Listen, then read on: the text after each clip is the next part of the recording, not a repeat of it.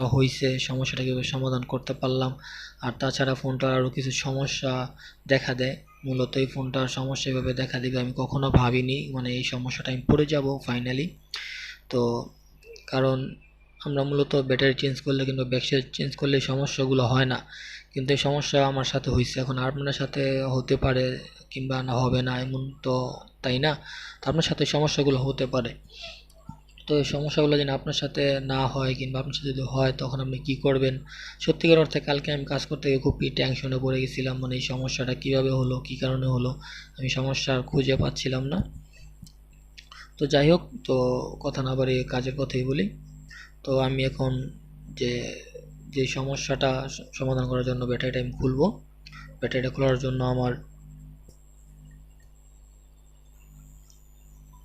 উপরের থেকে একটি ব্যাকশেল আছে, মানে কাভার, তো সেই কাভারটাও খুলে নিব। এখন আমি চাচ্ছিলাম টুইজার মানে ড্রাইভার দিয়ে যদি একটু জাতা মাতা দিয়ে যদি একটু ঠিকঠাক করে বসাতে পারতাম তাহলেও হতো, কিন্তু এটা কোনোভাবেই সম্ভব হচ্ছে না। তো আমি ফিঙ্গার রেবনটাকে এখন খুলে নেব।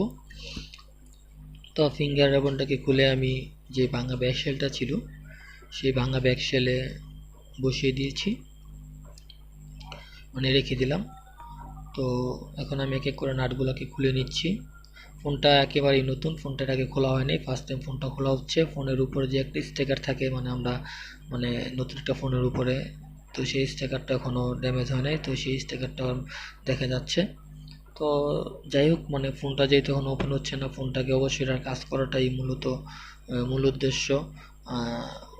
সরি, একটু মিস্টেক হলো, ফোনটা ওপেন হচ্ছে না, ফোনটা ওপেন হচ্ছে এখন, কিন্তু আপনার ফোনটার ব্যাটারির কারণে ব্যাকশেলটা বসাতে পারছি না। আর ফোনটার আরও কিছু ঝামেলা আছে, সেটা আমি আপনাদেরকে ধাপে ধাপে বলবো, একেবারে শুরু থেকে শেষ পর্যন্ত আপনাদেরকে দেখাবো।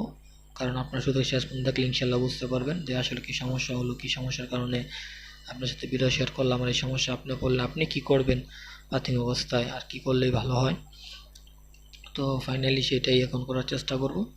তো দেখুন, আমি যেই ব্যাটারির নিচে যে গামটা আছে সেই গামটাকে খোলার চেষ্টা করলাম, কিন্তু খুললো না। এখন আমি ব্যাটারিটাকে সুন্দরভাবে খোলার চেষ্টা করব। আর হ্যাঁ, প্রত্যেকটা টেকনিশিয়ান ভাইদেরকে বলবো, যখন ব্যাটারি আপনারা খুলবেন তখন অবশ্যই সতর্কতা অবলম্বন করবেন। কারণ আপনি যদি ব্যাটারি খোলার ক্ষেত্রে সতর্কতা অবলম্বন না করেন তখন কিন্তু আপনি সমস্যায় পড়তে পারেন। যেমন ব্যাটারিটা ড্যামেজ হয়ে ফুটে যেতে পারে, তারপরে ব্যাটারি খুলতে গিয়ে আপনি ডিসপ্লে নষ্ট করে ফেলতে পারেন, তারপরে হচ্ছে ব্যাটারি খুলতে গিয়ে ডিসপ্লের রেবন নষ্ট হতে পারে, ডিসপ্লের সাথে চার্জিংয়ের রেবন থাকে, চার্জিংয়ের রেবন নষ্ট হতে পারে, ইভেন ব্যাটারিটাও নষ্ট হয়ে যেতে পারে, ড্যামেজ হয়ে যেতে পারে। তো আপনি যখন ব্যাটারিটা খুলবেন অবশ্যই সতর্কতার সহিত খোলার চেষ্টা করবেন, খুব কেয়ারফুলভাবে খুলবেন। অনেক সময় দেখা যায় ব্যাটারি খুলতে গিয়ে ব্যাটারি হাতের মধ্যেও বাস্ট হয়ে যায় কিংবা ফায়ার করে, তো সেইগুলো আপনার মাথায় রেখে কাজ করতে হবে সতর্কভাবে। এই মোবাইলের কাজগুলো খুবই সেন্সিটিভ, খুবই নিখুঁত, এগুলো আপনি যত সতর্কতাভাবে করবেন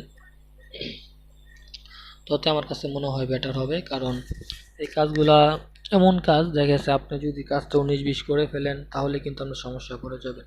তাই বলবো কাজগুলো খুব সতর্কতা সহিত করবেন। তো আমি ব্যাটারিটা খোলার চেষ্টা করছি। আমি চাচ্ছি না ব্যাটারির এখানে কোনো লিকুইড কিংবা কোনো কিছু দিয়ে ব্যাটারিটা খোলার জন্য। অনেক টেকনিশিয়ান ভাই দেখি ব্যাটারি খোলার ক্ষেত্রে লিকুইড ইউজ করে। হ্যাঁ, লিকুইড ইউজ করা যায়, কোনো সমস্যা নেই। অনেক সময় দেখা যায় লিকুইডটা আপনার ডিসপ্লে পর্যন্ত পৌঁছে যায়, তখন কিন্তু ডিসপ্লে ড্যামেজ হয়ে যাওয়ার সম্ভাবনা থাকে। এটা কিন্তু নতুন টেকনিশিয়ান ভাইরা জানেন না। যারা নতুন টেকনিশিয়ান ভাই জানেন না সেটা এখন জেনে নেন। আপনি যখন ব্যাটারি খুলবেন তো ব্যাটারি খোলার সময় লিকুইড ইউজ করতে পারেন, সমস্যা নেই, কিন্তু লিকুইডের পরিমাণ বুঝে শুনে